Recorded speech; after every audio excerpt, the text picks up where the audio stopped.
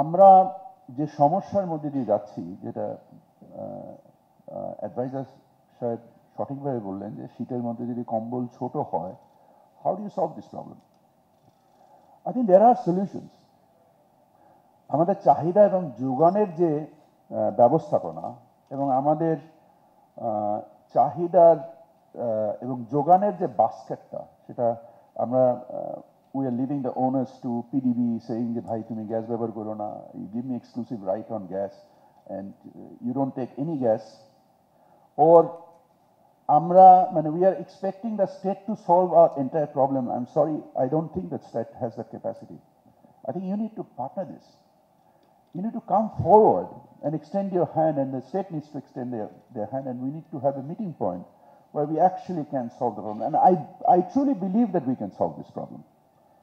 I think the chairman at the helm, at the I'm sorry I'm repeating this thing because you have really impressed me with the way that you have explained the problem.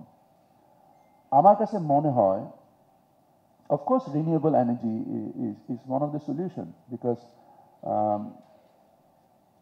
প্রায় 7-8 বছর আগে Vietnam 2 বছরে 10,000 megawatt solar energy করেছে, only in 2 years.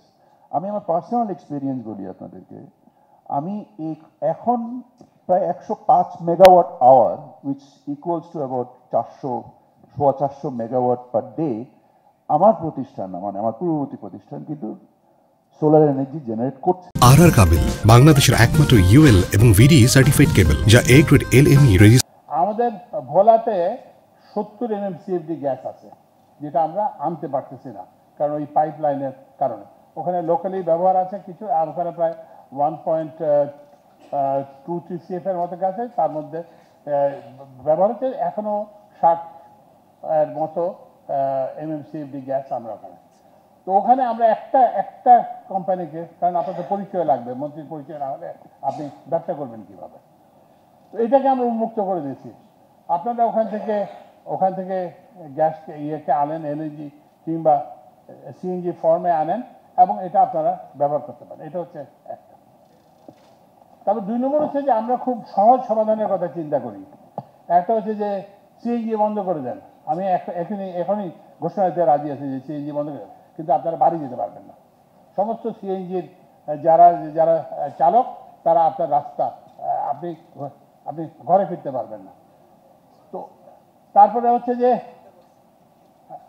বাসা বাড়িতে gas বন্ধ করবেন, আমাকে কি বাসায় যেতে হবে না মনে করেন? তো ওই জন্য আমরা সহজ সমাধানের কথা ভাবলে হবে না, আমাদের ভাবতে হবে যেটা আসলে একটা প্রকৃত সমাধানের কথা ভাবতে হবে। তাহলে প্রকৃত সমাধানটা কি?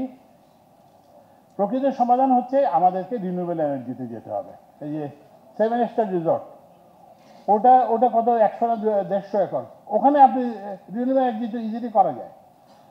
সরকারের অসংখ্য জায়গা আছে, এই যে রেলের পাশে সব জায়গায় ইয়ে করা যায়। তো ওই জন্য আপনারা কিন্তু এই জন্য যে রিনিউয়েবল এনার্জি কিন্তু আমরা বড়ভাবে যেতে হবে, কারণ আপনি যতই বলেন আমি এই গ্যাসের উপর নির্ভর করবো, ইয়ে করবো, এগুলো কিন্তু আমাদের কাজে আসবে না।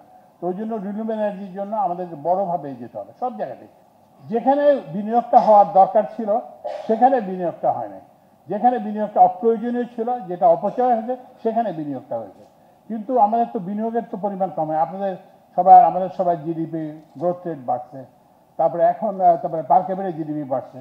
এখন আমরা এগুলো যখন বন্ধ করে দিচ্ছি, এখন গ্রোথ রেট কমে যাচ্ছে, বলছে আরে এরা তো কিছুই পারে না, আগে আমরা ভালো ছিলাম।